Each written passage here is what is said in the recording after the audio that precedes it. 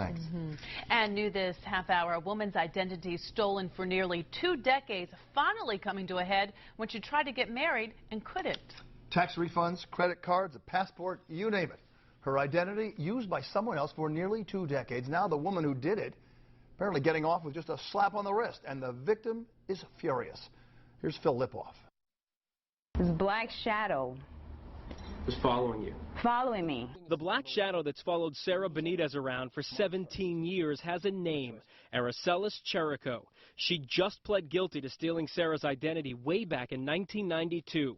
Sarah first noticed when the IRS told her she'd been working at a company she'd never heard of. On file, they had a copy of my original birth certificate, a social security card. She filed the police report, but nothing happened. According to the IRS, they couldn't do anything. According to the police department, this person didn't exist or something, I don't know.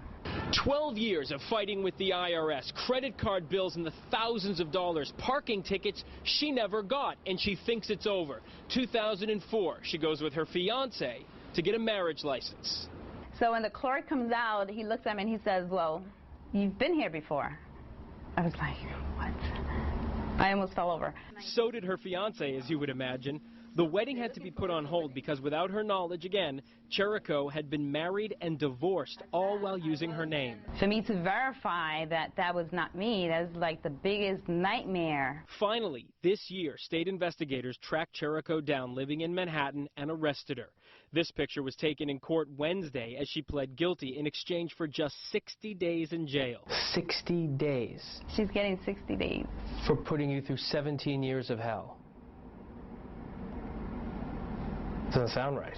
Doesn't sound right at all. Now that it's all cleared up, maybe we can move on to that next step. And get a marriage license of your own. Yeah. Here's to a better 2010. In Manhattan, Phil Lipoff, Channel 7, Eyewitness News.